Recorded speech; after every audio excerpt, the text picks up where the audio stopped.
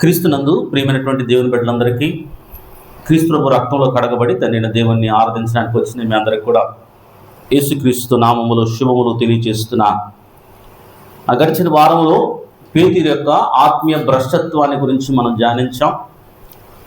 6 సంగతులు మనం ధ్యానించాం. మొదటి వరుసలో ఉన్న పేతురు,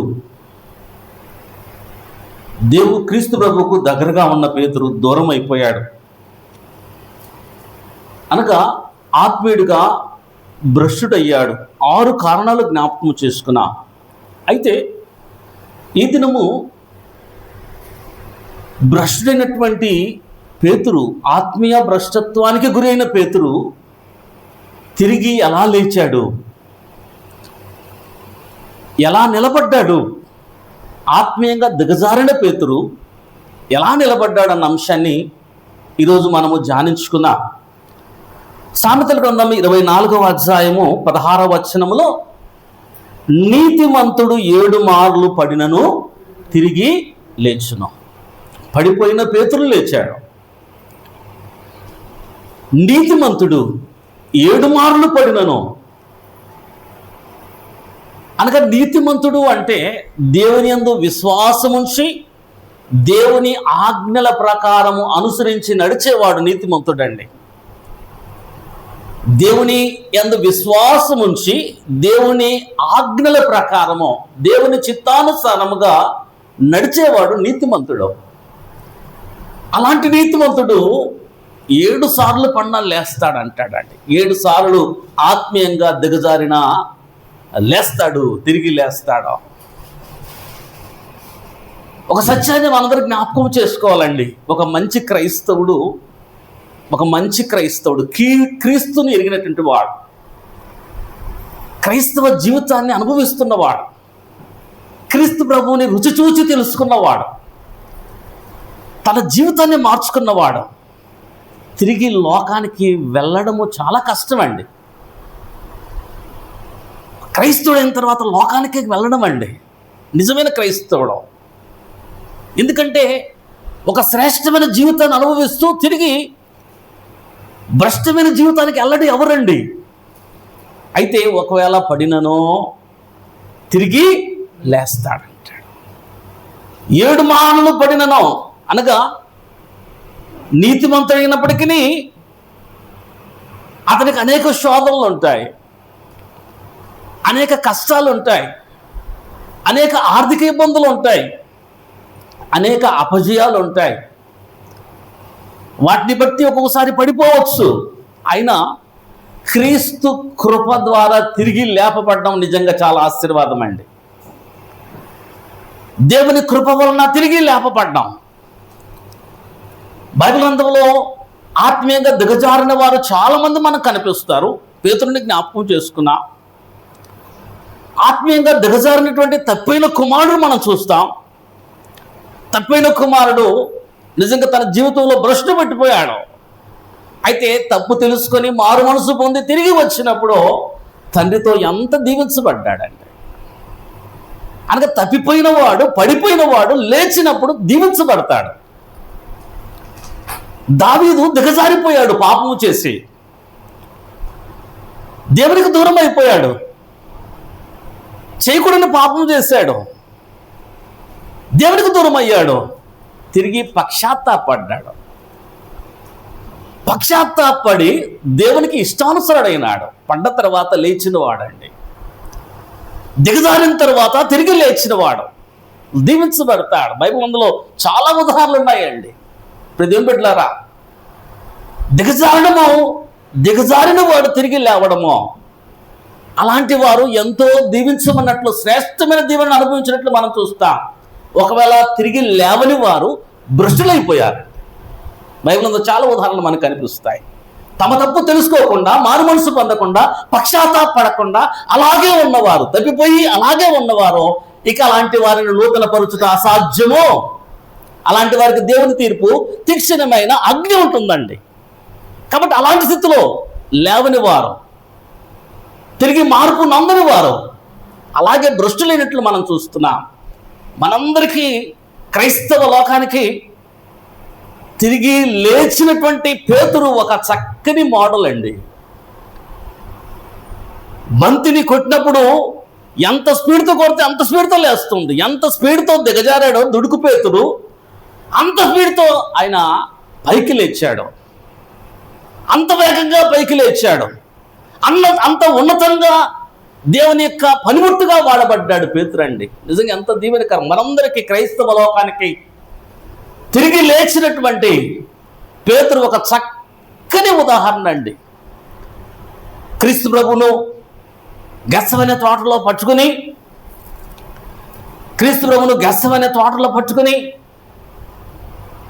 ఆయన తీసుకొని అన్యాయపు తీర్పు తీరుస్తున్నారు. అంతకుముందే క్రీస్తు ప్రభువు పేతురు కొరకు ప్రార్థన చేస్తున్నాడు. ఒకసారి మనం చూద్దాం. లూకాసు వార్త 22వ అధ్యాయము, మనం చదువుకున్న పాఠ్యభాగము చాలా శ్రేష్టమైన పాఠ్యభాగం. 22వ అధ్యాయము 32వ వచనంలో మనం గమనిస్తే క్రీస్తు ప్రభు పేతురుతో అంటున్న మాటలండి. ఏమంటున్నాడంటే 32వ వచనంలో, నీ నమ్మిక తప్పిపోకుండానట్లు నేను నీ కొరకు వేడుకుంటుని. ఎంత చక్కగా క్రీస్తు ప్రభు ఎవరి కొరకు వేడుకుంటున్నాడు అంటే పేతురు కొరకు, నేను నీ కొరకు వేడుకుంటున్నాను అంటున్నాడండి. నేను నీ కొరకు వేడుకొని, నీ మనస్సు తిరిగిన తర్వాత నీ సహోదరులను స్థిరపరచుమని చెప్పాను. అనగా నువ్వు పడిపోతావు, అయితే నువ్వు మారు మనసు పొందితే నీ మనసు తిరిగిన తర్వాత నీ సహోదరులను స్థిరపరచు. ఎంత చక్కని మాట అండి. మారు మనసు అంటే అర్థం ఏంటంటే మనసు తిరగడం, మార్పు నందడం, మనసు తిరగడం. ఈ మాట చాలా ప్రాముఖ్యమండి. నీ మనసు తిరిగిన తర్వాత అంటాడు. అనగా క్రీస్తు ప్రభువు అపోస్తలుడైన పేతురు కొరకు వేడుకుంటున్నాడు.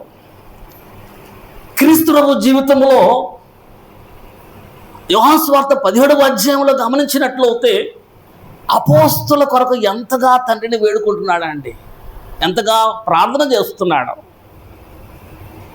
ఆయన ప్రార్థించే ప్రభువుగా మనకు కనిపిస్తున్నాడండి.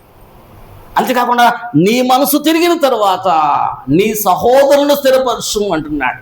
బిడ్డను పెట్టారు. పేతురు క్రీస్తు ప్రభు అప్పగించబడినటువంటి ఆ సమయంలో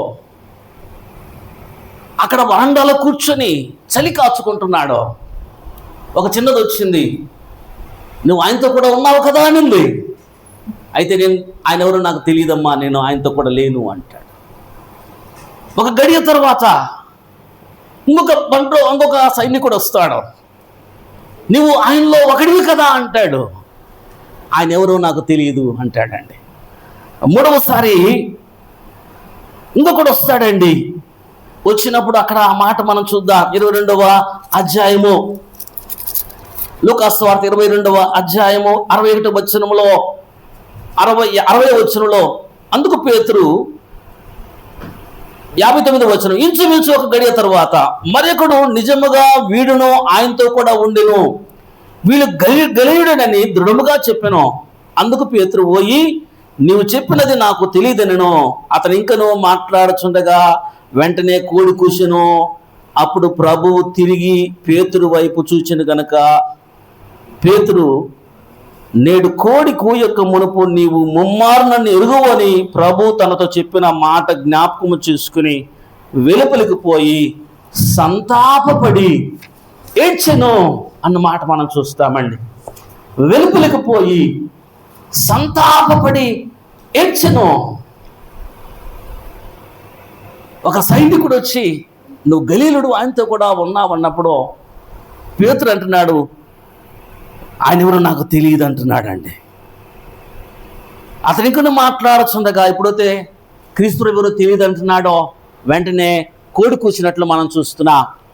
క్రీస్తు ప్రభు పేతురును చూసినప్పుడు పేతురు ఏం చేస్తున్నాడంటే సంతాపపడి ఏడుస్తున్నాడు. క్రీస్తు ప్రభు అన్న మాటలు జ్ఞాపకము చేసుకుని పేతురు తిరిగి లేవడానికి ప్రధాన కారణము పశ్చాత్తాపడి మారు మనసు పొందుతున్నాడండి. మొదటి కారణం అదే. పేతురు తిరిగి లేవడానికి సంతాపపడి ఏడ్చెను అంటాడండి. ఎప్పుడైతే సంతాపపడి ఏడ్చాడో అతని మనసు తిరిగింది. క్రీస్తు ప్రభువు చూపు పేతురు మీద ఎప్పుడైతే పడిందో, నాకు యేసయ్య ఎవరో తెలియదు అన్నప్పుడు యేసు ప్రభు చూపు పేతురు మీద పడినప్పుడు ఎంతగా యేసయ్య మాట జ్ఞాపకము చేసుకుని అయ్యో సంతాపపడి పశ్చాత్తాపపడి ఏడ్చి మనసు తిప్పుకున్నాడండి. అది మనసు తిరగడం, మారు మనసు పొందడం పేతురు లేవడానికి ప్రధాన కారణం. ఆత్మీయ భ్రష్టత్వానికి లోనైన పేతురు తిరిగి లేవడానికి, నీతిమంతుడైన పేతురు, పడిపోయిన పేతురు తిరిగి లేవడానికి పశ్చాత్తాపపడి మారు మనసు పొందాడు. దేవుని బిడ్డలారా, క్రైస్తవ జీవితంలో దేవుని బిడ్డలుగా ఉన్న మనము ఒకానొక సమయంలో దిగజారిపోతాం. ఒకానొక సమయంలో ఆత్మీయ భ్రష్టత్వానికి గురవుతాం. అది ఏదైనా కావచ్చండి. భయపడి కావచ్చు, పిరికితనము కావచ్చు, అల్ప విశ్వాసం కావచ్చు, లోక సాంగత్యం కావచ్చు, అధైర్యము కావచ్చు, క్రీస్తు ప్రభు ఎరుగని వాని వల్లే ప్రవర్తించడం కావచ్చు. ఆత్మీయ భ్రష్టత్వానికి కారణమవుతావు ఒక్కోసారి. అలాంటి సమయంలో పేతురు మనకు ఒక చక్కని మోడల్. తిరిగి లేవడానికండి పశ్చాత్తాపడి, ఎవరైతే పశ్చాత్తాపడతాడో పశ్చాత్తాపడి మారు మనసు పొందాలి. ఇది చాలా ప్రాముఖ్యమండి. చాలామంది పశ్చాత్తాపడతారు, ఒప్పుకుంటారు, నేను తప్పు చేశాను. ఒప్పుకోవడము మంచిదే, అయితే ఒప్పుకొని మారు మనసు పొందడం శ్రేష్టమైందండి. ఇంకా ఆ తప్పు చేయకుండా ఉండడం, పశ్చాత్తాపడి మారు మనసు పొందడం. దొంగనని ఒప్పుకుంటారు చాలామంది, నేను దొంగతనం చేశాను, తప్పు చేశాను అంటారు. మరలా దొంగతనము చేయకుండా మార్పు నందడము గొప్ప సంగతి అండి, మారు మనసు పొందడం. కాబట్టి కేవలం పశ్చాత్తాపము మనిషిని రక్షించదు. ఆ చక్కని మాట మనం చూస్తాం 2వ కొరింథీయులకు రాసిన పత్రిక 7వ అధ్యాయము 10వ వచనంలో గమనిస్తున్నట్లు అపోస్తలుడైన పౌలు కొరింథీయులకు రాసిన పత్రిక 2వ కొరింథీయులకు రాసిన పత్రిక 7వ అధ్యాయము 10వ వచనంలో గమనించిన చక్కని మాట మనం చూస్తాం. దైవ చిత్తానుసారమైన దుఃఖము రక్షణార్థమైన మారు మనసును కలగచేస్తుంది. పేతురుకు ఈ దైవ చిత్తానుసారమైన పశ్చాత్తాపము, దుఃఖము రక్షణార్థకరమైన మారు మనసు దయచేసిందండి. ప్రియమైన బిడ్డలారా, పశ్చాత్తాపము నీకు ఎలా ఉండాలంటే మారు మనసు దయచేసేదిగా ఉండాలి. అప్పుడు ఆత్మీయంగా ఎంత దిగజారినా నువ్వు తిరిగి లేపడతా. దావీదు మహారాజు తప్పు చేశాడో, అయితే పశ్చాత్తాపడుతున్నాడు. అతిక్రమ చేతనం, పాపముడు చేతనం. అయ్యా, తన అతిక్రమం బట్టి ఎంతగానో దేవుని సందులో ప్రార్థన చేసి పశ్చాత్తాపడతాడు. 51వ కీర్తన రాస్తాడండి. ఆ దుఃఖము, ఆ పశ్చాత్తాపము మారు మనసు కలగ చేసి తిరిగి మనల్ని లేవనెత్తుతుంది. ఆ సత్యాన్ని జ్ఞాపకం చేస్తున్నాడు. ఒకవేళ దేవుని బిడ్డలుగా ఉన్న మనం పడిపోతే, జారిపోతే, దిగజారిపోతే ప్రభు సన్నిధిలో పశ్చాత్తాపడి మారు మనసు పొందితే నువ్వు తిరిగి లేస్తావండి. తిరిగి దేవునికి ఇష్టానుసారుడు అవుతావు, దేవుని చేత దీవించబడతావు. దేవుడు చాలా క్లియర్గా జ్ఞాపకం చేస్తున్నాడండి. ఒకవేళ మనం పశ్చాత్తాపడకుండా మారు మనసు పొందకుండా ఉంటే అదే పేతురు జ్ఞాపకం చేస్తున్నాడు. నేను పశ్చాత్తాపడి మారు మనసు పొంది తిరిగి నేను లేచాను. అయితే ఎవరైతే పశ్చాత్తాపడరో, మారు మనసు పొందరో, అలాంటి వారి స్థితి గురించి జ్ఞాపకం చేస్తున్నాడు. పేతురు రాసిన 2వ పత్రిక, అదే అపోస్తలుడైన పేతురు రాసిన 2వ పత్రిక. ఆయన చెప్తున్న మాటలే పరిశుద్ధాత్మ ప్రేరణతో. ఎవరు చెప్తున్నారంటే దిగజారిన పేతురు, ఆత్మీయ భ్రష్టుడైన పేతురు, అదే పేతురు మనందరికీ జ్ఞాపకం చేస్తున్నాడు, నేను ఆత్మీయభ్రష్టుడయ్యాను, అయితే తిరిగి నేను ఎలా లేపబడ్డానో, పశ్చాత్తాపడి మారు మనసు పొంది లేపబడ్డాను. ఒకవేళ ఎవరైనా సరే అలాగ పశ్చాత్తాపడి మారు మనసు పొందకపోతే 21వ వచనంలో, వారు నీతి మార్గమును అనుభవపూర్వకంగా తెలుసుకొని తమకు అప్పగించబడిన పరిశుద్ధమైన ఆజ్ఞ నుండి తొలిపోవుట కంటే ఆ మార్గము అనుభవపూర్వకంగా తేలిక ఉండటే వారికి మేలు. కుక్క తన వాంతికి తిరిగినట్లు, కడగబడిన పంది బురదలో దొరికినట్టు వారు నిజమైన సామెత చెప్పున వీరికి సంభవించు. ఒకవేళ మారలేదనుకో, వారిని ఏ జాబితాలో చేరుస్తున్నాడంటే, కుక్క తన వాంతికి తిన్నటువంటి కుక్క జాబితాలో దేవుడు చేరుస్తున్నాడండి. కడగబడిన పంది తిరిగి బురదలోకి వెళ్తాడు చూడండి. అనగా ఎంత ఘోరంగా పశ్చాత్తాపడి మారు మనసు పొందలేదనుకో, వారి స్థితి ఎట్లుంటుందంటే కుక్క లాంటి స్థితి, పంది లాంటి స్థితి అంటున్నాడు. అంత దౌర్భాగ్యపు స్థితికి అయిపోతారు, గురి అవుతారు. కనుక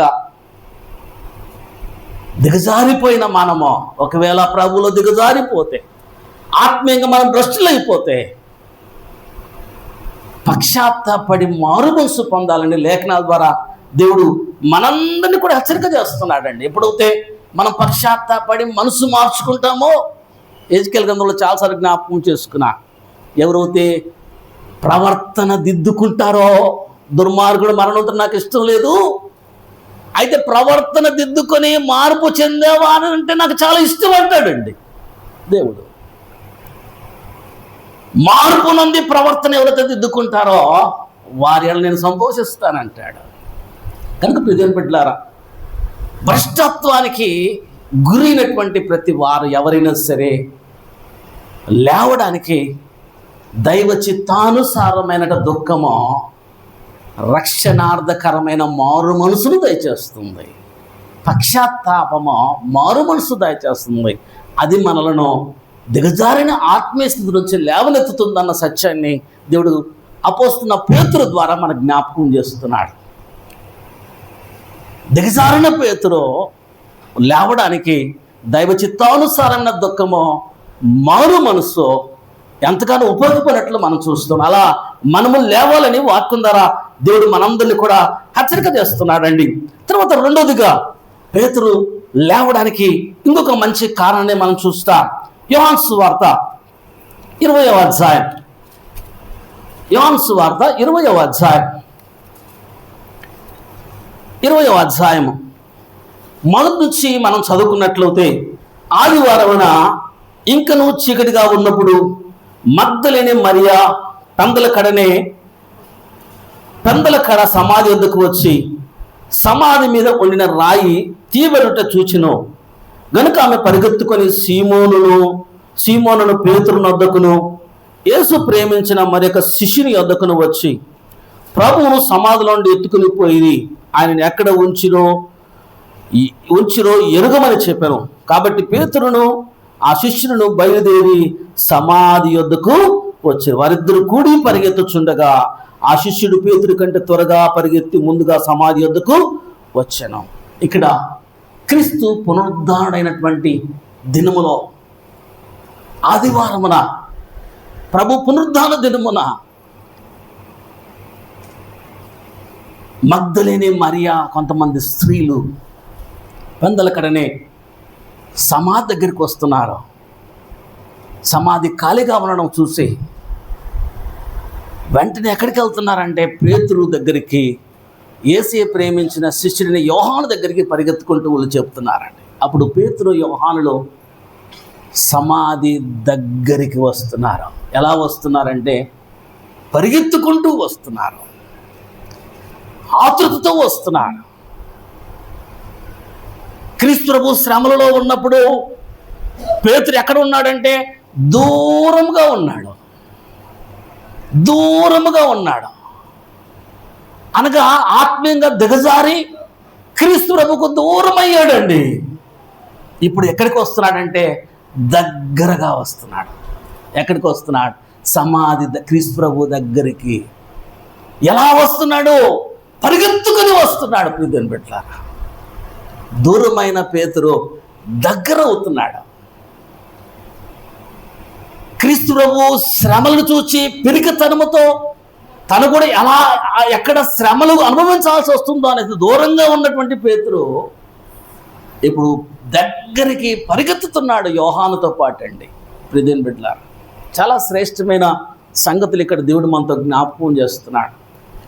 ప్రభువును చూడటానికి స్త్రీలు సిద్ధపడుతున్నట్లు మనం చూస్తున్నాం.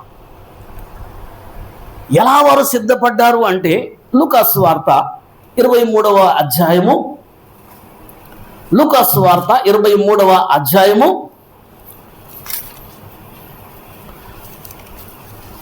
56వ వచనంలో గమనించినట్లయితే 55, 56 అప్పుడు గలిలయ నుండి ఆయనతో కూడా వచ్చిన స్త్రీలు వెంట వెళ్ళి సమాధిని ఆయన దేహమును ఎలాగుండెనో చూచి తిరిగి వెళ్ళి సుగంధ ద్రవ్యములను పరిమళ తైలమును సిద్ధపరిచి ఆజ్ఞ చొప్పున విశ్రాంతి దినమున తీరికగా ఉండిరి. వారు ఏం చేస్తున్నారంటే సిద్ధపరచుకుంటున్నారు. విశ్రాంతి దినమునగా శనివారమున క్రీస్తు ప్రభు 3వ దినాన లేస్తాడు అని తెలిసి శనివారం అనే వారు ఏం చేస్తున్నారంటే సిద్ధపడుతున్నారు.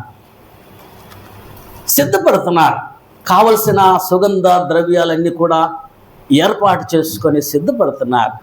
ఎక్కడికంటే ప్రభు దగ్గరికి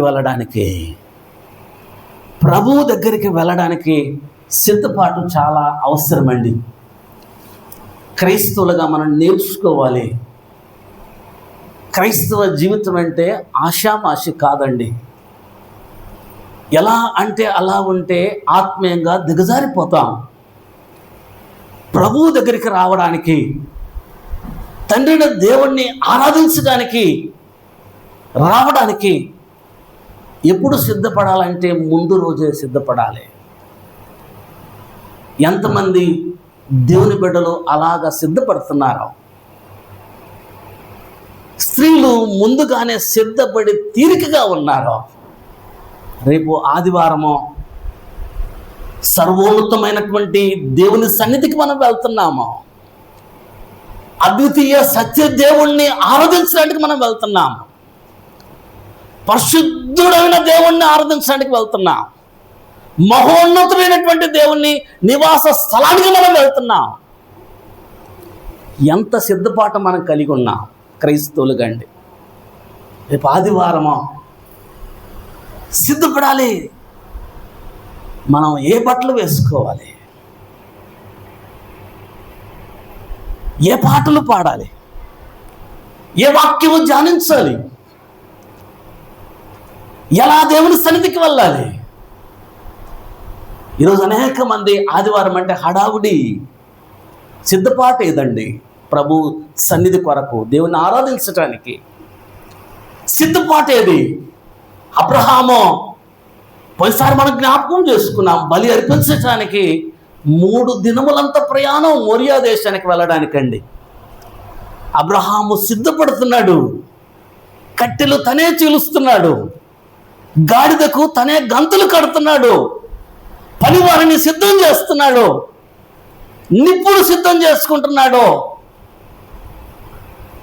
దేవుని సన్నిధికి వెళ్ళడానికి సిద్ధపాటు. ప్రియదేవుని బిడ్డలారా, ఈరోజు క్రైస్తవులు ఎంత నిర్లక్ష్యంగా ఉన్నా మహోన్నతుని దేవుణ్ణి ఆరాధించే విషయములు అండి. మంచి శ్రేష్టమైన బట్టలో బయట చాలా చక్కగా ఉంటాం, దేవుని సన్నిధికి ఎలా అంటే ఎలా వస్తారండి? కాదండి, దేవుని సన్నిధికి శ్రేష్టమైనటువంటి వస్త్రాధారణతో ఉన్న వాటిల్లో మంచి బట్టలతో, వేయకూడని బట్టలు కాదు, వేయదగిన బట్టలు ఉన్న వాటిలో శ్రేష్టంగా వచ్చి దేవుని సన్నిధికి నేను వస్తున్నాను. దేవుని సన్నిధిలో ఏ పాట పాడాలి? ఈ వారం అంతా దేవుడు నాకు ఆదాయం ఇచ్చాడో అస్తులు చెల్లిస్తూ ఆ కానుకలు తీసి సిద్ధపరిచి, ఆ సిద్ధపాటు ఎంతమందికి ఉంది? అలాంటి సిద్ధపాటు కలిగిన క్రైస్తవులుగా మనం ఉండాలి. ప్రభు కోరుతున్నాడండి. స్త్రీలు సిద్ధపడుతున్నారు, తీరిగ్గా ఉంటున్నారు. క్రైస్తవ జీవితంలో ఇలాంటి సిద్ధపాటు లేకుండా ఉంటే దేవునికి ఇవ్వవలసిన విలువను మనం ఇవ్వలేని భ్రష్టమైన స్థితిలో ఉంటే మనం ఎంతకాలం ఉన్నా దిగజారుడు క్రైస్తవులుగానే ఉంటామండి. మన దేవునికి ఎంత విలువ ఇస్తున్నాం మనం? నీ దేవునికి నువ్వు ఇచ్చే విలువ ఎంత? నువ్వు పడే సిద్ధపాటు ఏంటి? ఒక ప్రయాణానికి వెళ్తే, ఒక ప్రయాణం ఉంటే ఎంత సిద్ధపడతాం? ఒక చిన్న విషయం, ఇడ్లీ వేసుకోవాలి, ఉదయం ఇడ్లీ తినాలా, దోశ తినాలా, ఏం చేస్తామమ్మా? ఊరికి వచ్చేస్తుందా ఇడ్లీ దోశ వచ్చేస్తాయా? ఏం చేస్తాము? మినపప్పు నానేస్తాం, ఇడ్లీ రవ్వ నానేస్తాం, దాన్ని బాగా గ్రైండ్ చేస్తాం, దాన్ని ఎంత సిద్ధపాటు అండి! ఆ సిద్ధపాటు దేవుని సన్నిధికి వచ్చే విషయంలో ఎందుకు ఉండట్లేదు మనకి? ఎందుకు దేవునికి ఇవ్వవలసిన విలువను మనం ఇవ్వటం లేదు? ఎంతకాలం ఉన్నా ఇదే క్రైస్తవ జీవితమా? ఓసారి మనందరూ ఆలోచన చేయాలంటే, దేవునికి ఇవ్వాల్సిన విలువను మనం ఎందుకు ఇవ్వలేకపోతున్నాం? ఎందుకు సిద్ధపడలేకపోతున్నాం? ఎలా దేవుని సన్నిధికి మనం వెళ్ళాలి? సిద్ధపడేయండి. అబ్రహాము జీవితం అండి ఒక చక్కని శ్రేష్టమైనటువంటి ఎగ్జాంపుల్ అండి. అబ్రహాము జీవితం అండి. ఆదికాండము 18వ అధ్యాయం ఒకసారి మనం చూద్దాం. ఆదికాండం 18వ అధ్యాయంలో 1వ వచనం నుంచి మనం చదివినట్లయితే, మరియు మమ్రే దగ్గర ఉన్న సింధూర వనములో అబ్రహాము ఎండవేళ గుడారపు ద్వారమందు కూర్చొని ఉన్నప్పుడు యెహోవా అతనికి కనపడెను. అతడు కన్నులెత్తి చూచినప్పుడు 3 మనుషులు అతని ఎదుట నిలవబడి ఉండేవి. అతడు వారిని చూచి గుడారపు వాకిటి నుండి వారిని ఎదుర్కొనుటకు పరుగెత్తి అంటాడు. 3 మనుషులు వస్తున్నారు, దైవజనులు వస్తున్నారు. అబ్రహాము ఏం చేస్తున్నాడమ్మా? గుడారపు వాకిటి నుంచి ఏం చేస్తున్నాడు?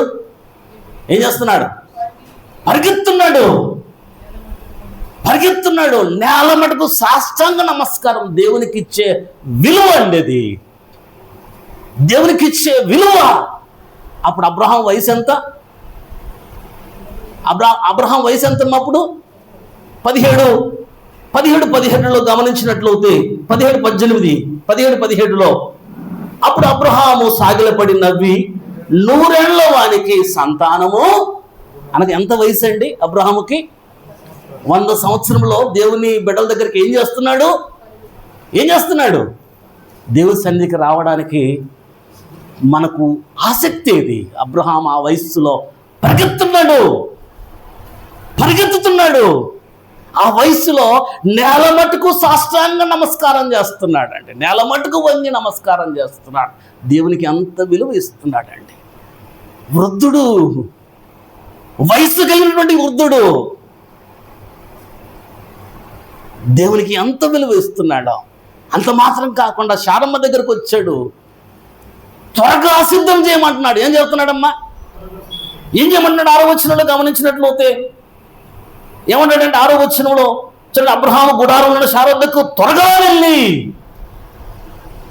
పరిగెత్తున్నాడు, త్వరగా వెళ్తున్నాడు. నువ్వు త్వరపడి 3 మానికల మెత్తని పిండి తెచ్చి, 3 వచ్చింటే 3 మానికలు పిసగమంటున్నాడు. 3 వస్తే 3 మానికలు. ఒక మానిక సుమారుగా 2 కేజీలు, అనగా 6 కేజీల పిండితో రొట్టెలు చేయాలంటే ఎన్ని రొట్టెలు చేయాలండి? త్వరగా. 90 సంవత్సరాల శారమ్మ నో అని చెప్పలేదండి. ఈ వయసులో నాకేందయ్యా ఇది అనలేదండి. అబ్రహాం మాట వింది. 3 మానికల పిండి ఆమె పిసికింది. అబ్రహాం ఇంకా గమనించండి, చూడండి, మెత్తని పిండి తెచ్చి రొట్టెలు చేయమని చెప్పాను. మరి అబ్రహాం పశువుల మందకు పరిగెత్తి, మళ్ళీ ఇక్కడ ఏం చేస్తున్నాడమ్మా? పరిగెత్తుతున్నాడు. పశువుల మందకు పరిగెత్తున్నాడు. దైవజనుల దగ్గరికి పరిగెత్తున్నాడు. వయసు 100 సంవత్సరంలో ప్రియమైన బిడ్డలారా, నా వయసు చిన్న వయసు. దేవుని సన్నిధికి ఎలా మనం రావాలి? ఎంత చురుకుగా రావాలి? ఎంత పరిగెత్తాలి? దేవునికి ఇచ్చే విలువ ఇంతేనా? నువ్వు దేవునికి ఇచ్చే విలువ ఇంతేనా? క్రీస్తు ప్రభు యోహాను సువార్త 12వ అధ్యాయం చూద్దాం. యోహాను సువార్త 12వ అధ్యాయం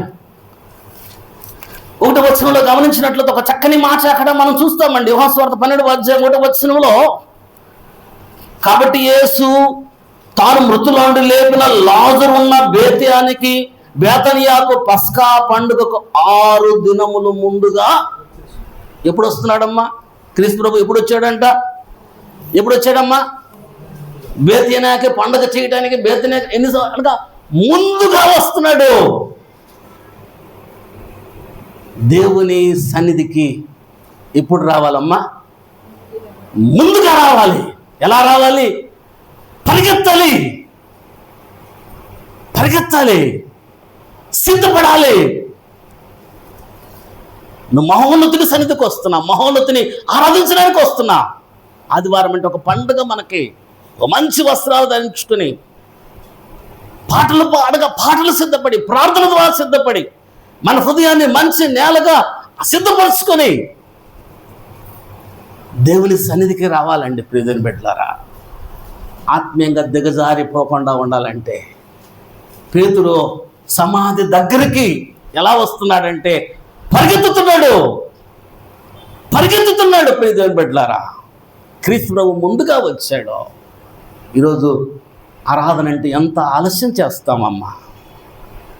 అప్పటికప్పుడు సిద్ధపడతాం, అప్పటికప్పుడు కానుకలు ఎత్తుక్కుంటాం. ఎంత నీకు దేవుడు ఎంత శ్రేష్టమైన ఈవులు ఇస్తే హడావుడిగా కానుకలు ఎత్తుక్కుంటావా? సిద్ధపాటేది వచ్చి హడావుడిగా పాటలు ఎత్తుకుతుంటారండి. హడావుడిగా వాక్యం ఎత్తుకుతుంటారు. సిద్ధపాటేది. సిద్ధపడాలని వాక్యం ద్వారా ప్రభు మనందరినీ హెచ్చరిక చేస్తున్నాడు. ప్రజలను బట్టి క్రైస్తవ జీవితంలో నేర్చుకోవాలి. క్రైస్తవులు మనం ఎలా ఉండాలి? సిద్ధపడి దేవుని సన్నిధికి రావాలి. ప్రియదని పెట్టారా, దేవాది దేవునికి మనం విలువ ఇవ్వాలి. ఆదివారం ఆరాధన ఒక 1000 రూపాయల పని, ఒక 1000 రూపాయలు వస్తుంది. బయటికి వెళ్తే ఆరాధన. పనికి వెళ్తావా? దేవునికి ఆరాధనకు వస్తావా? పనికి వెళ్ళావా? దేవునికి నువ్వు ఇచ్చే విలువ 1000 రూపాయల కోసం దేవుని వదిలేస్తావు. ఈరోజు అనేక మంది దేవునికి ఇచ్చే విలువ ఎంత? నేను ఎందుకు జ్ఞాపకం చేస్తున్నానంటే, ఎంతకాలం మనమున్న నామకార్థ క్రైస్తవులుగా ఉంటే అది వ్యర్థమైన క్రైస్తవ జీవితం అండి. నేర్చుకోకపోతే, దేవుని యొక్క ఉన్నతమైనటువంటి స్థితిని మనము నేర్చుకొని అనుభవించకపోతే, ఎన్ని రోజులు మనం క్రైస్తవులుగా ఉన్నా, నేర్చుకొని క్రైస్తవులుగా ఉన్నా, మన ఆత్మీయ జీవితము దిగజారిపోతుంది రోజుకండి. దిగజారిన పేతురు నిలబడుతున్నాడు, మారు మనసు పొంది పశ్చాత్తాపడి. దూరమైన పేతురు దగ్గరగా వస్తున్నాడు, పరిగెత్తుకుంటూ వస్తున్నాడు. ప్రియమైన బిడ్డలారా, పరిగెత్తుతున్నాడు. ముందుగా సమాధిలోకి వెళ్ళాడు. ఎరుగునన్న పేతురు. ప్రియమైన బిడ్డలారా, వాక్యం ద్వారా దేవుడు మనందరినీ హెచ్చరిక చేస్తున్నాడు. క్రైస్తవ జీవితంలో మనం నేర్చుకోవాలండి. దేవునికి విలువ ఇవ్వాలి, దేవుని కొరకు సిద్ధపడాలి. దేవుడా, లేకపోతే లోకంలో ఏదో ఒకటి పెడితే నువ్వు దేనికి విలువ ఇస్తావు? తిండి ఆరాధన, పెండ్లి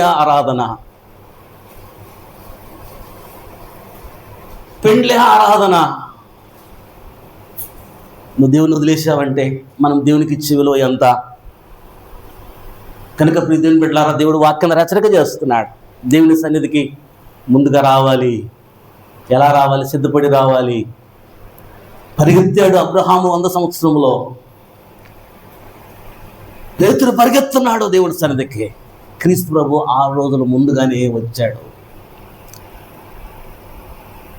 కాబట్టి దేవుణ్ణి, జీవం గల దేవుణ్ణి ఆరాధించటానికి నువ్వు నేను విలువ ఇచ్చి రావాలని వాక్యం హెచ్చరిక చేస్తున్నాను. ఆయనకి ఇవ్వవలసిన విలువ ఆయనకి ఇద్దాం.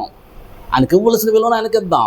ఇప్పుడు నువ్వు విలువ ఇస్తావో మనల్ని దేవుడు అంతకంటే విలువైన వారుగా దేవుడు మనల్ని దీవిస్తాడండి. కాబట్టి పేతురు